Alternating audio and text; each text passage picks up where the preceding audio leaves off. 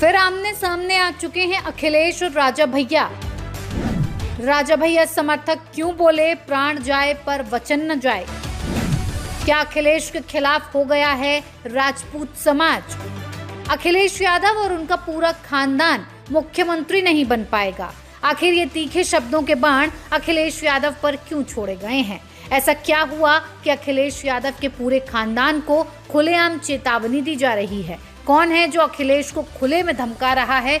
जानेंगे उसके बारे में, लेकिन उससे पहले ये जान लेते हैं कि कौन अखिलेश यादव का दुश्मन बन गया है और पूरा माजरा क्या है। क्या है पूरा मामला? एसपी सांसद का बयान बना बवाल की वजह। राणा सांगा गद्दार है बयान पर मचा हुआ है बवाल। रामजी लाल सुमन का बयान अखिलेश की मुसीबत बढ़ा सकता है। करणी सेना ने आगरा में बड़ा विरोध प्रदर्शन किया। रामजी लाल सुमन के विरोध में हुआ तगड़ा प्रदर्शन। राजा भैया के समर्थन में करणी सेना की खुली चेतावनी। अखिलेश यादव और उनके परिवार को खुलेआम चुनौती। ये तो मामला है, लेकिन राजा भैया के समर्थक इतने पर ही नहीं रुके। उन्होंने तो ऐलान कर दिया। राजा भैया के निर्देश पर अखिलेश के खिलाफ विरोध प्रदर्शन। जब तक अखिलेश माफी नहीं मांगेंगे विरोध जारी रखेंगे। अखिलेश यादव और खानदान में कोई मुख्यमंत्री नहीं बन पाएगा। 2027 में भी हम इन्हें हर हाल में हराएंगे। हम क्षत्रिय हैं, वादा करते हैं जान जाए पर वचन न जाए। अब समझिए राजपूत समाज किस कदर अखिलेश के दलित कार्ड से भड़का हुआ है। कभी इस क्षत्रिय समाज से आने वाले अमर सिंह का समाजवादी पार्टी में अलग रुआब था। मुलायम सिंह यादव के राजा भैया से बहुत अच्छे संबंध भी रहे हैं, लेकिन अखिलेश यादव उन सारे संबंधों को वोट के लिए कुर्बान करने पर तुले हुए नजर आ रहे हैं। अब ये भी जान लेते हैं कि क्या है विवाद की जड़। क्यों राजा भैया के समर्थक खुलेआम अखिलेश को धमका रहे हैं? ये वही राजा भैया हैं जो मुलायम सिंह के लिए कुछ भी कर सकते थे। अब उनके समर्थक अखिलेश को चेतावनी दे रहे हैं। क्या रामजी लाल सुमन का एक बयान अखिलेश की सियासी महत्वाकांक्षा पर भारी पड़ने वाला है? अखिलेश का दलित कार्ड उन्हें क्षत्रिय वोटों से हमेशा के लिए मरहूम कर देगा। क्या होगा इस लड़ाई का अंजाम, आगे बताएंगे, लेकिन सबसे पहले रामजी लाल सुमन का वो बयान सुन लीजिए। सभापति महोदय, मैं जानना चाहूंगा कि बाबर को लाया कौन? बाबर को इब्राहिम लोधी को हराने के लिए राणा सांगा लाया था। तो मुसलमान तो बाबर की औलाद हैं और तुम गद्दार राणा सांगा की औलाद हो। ये हिंदुस्तान में तय हो जाना चाहिए। अगर बाबर की तो आलोचना करते हैं, राणा सांगा की आलोचना नहीं करते। सभापति महोदय, ये बहुत सभापति महोदय, ये देश की एकता का अनुभवी आदमी है। बातचीत में संसदीय मर्यादाओं का ध्यान रखें। संसदीय मर्यादाओं का ध्यान रखें। जो भी चीजें संसदीय मर्यादा के अनुकूल नहीं है, की लड़ाई में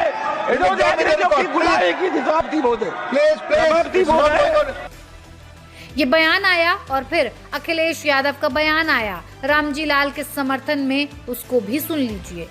मुझे पूरा भरोसा है कि प्रशासन रामजी लाल सुमन जी के सम्मान और रामजी लाल सुमन जी के ऊपर किसी तरह का अपमान का व्यवहार नहीं कर पाएंगे। और अगर अभी भी सरकार ने खुली छूट दे रखी है तो सरकार इसके लिए जिम्मेदार है। इन बयानों के बाद राजपूत समाज सड़कों पर है और सबसे पहले सुमन के आगरा स्थित घर पर हमले की भी खबर आई थी, जिसमें कई गाड़ियां और संपत्ति को नुकसान पहुंचाया गया था। 8 अप्रैल को लखनऊ में भी करीब 3 दर्जन क्षत्रिय संगठनों ने इसी बयान के खिलाफ प्रदर्शन किया था। विवाद और विरोध के बीच सपा सांसद रामजी लाल सुमन भी सामने आए हैं। उन्होंने कहा, मैंने राज्यसभा में किसी धर्म का नाम नहीं लिया है। मैंने राज्यसभा में जो बयान दिया, मैं जानता हूं कि मेरे बयान से तमाम लोगों की असहमति हो सकती है, लेकिन असहमति व्यक्त करने का हमारे देश में एक तरीका है। हमारे देश में आईन है, संविधान है, कायदा कानून है। तो कुल मिलाकर के अगर किसी को तकलीफ हुई तो जो विरोध करने के तरीके हमारे देश में है, धरना देना, प्रदर्शन करना, सत्याग्रह करना, अखबार में जाना, कोर्ट कचहरी में जाना, उनका सब इस्तेमाल करते। हिंसा का रास्ता किसी भी कीमत पर हमारे देश को स्वीकार नहीं है।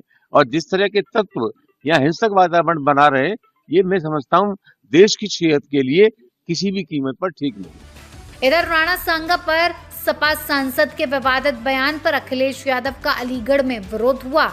इस विरोध का अखिलेश यादव ने मुंहतोड़ जवाब दिया है। ये सेना वेना सब नकली है, याद रखना। हिटलर ने भी बनाई थी एक ट्रूपर।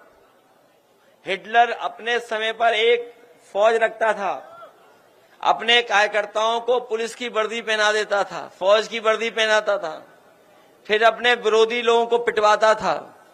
उसका नाम था ट्रूपर्स, कहा करते थे उसे।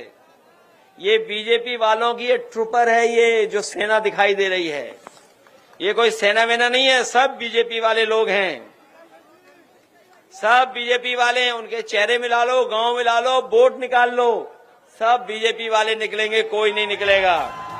एतमादपुर के गढ़ी रामी गांव में आयोजित इस रैली को लेकर पुलिस प्रशासन अलर्ट रहा। गांव को छावनी में बदल दिया गया। हजारों की संख्या में लोग इस रैली में शामिल हुए, जो यूपी की राजनीति में आने वाले सियासी तनाव के संकेत भी दे रही है। साथ ही सपाइयों को माफी मांगने पर भी मजबूर कर रही है। अब अखिलेश यादव के नेता माफी मांगेंगे ये तो वक्त ही बताएगा, लेकिन यूपी का सियासी गणित फिलहाल अखिलेश यादव के फेवर में नजर नहीं आ रहा है और राजा भैया क्षत्रिय समाज की अगुवाई के लिए सामने खड़े हो जाएंगे तो जो फायदा अखिलेश को लोकसभा चुनाव में हुआ उससे वो मरहूम रह जाएंगे। आपकी क्या राय है, हमें कमेंट करके जरूर बताएं।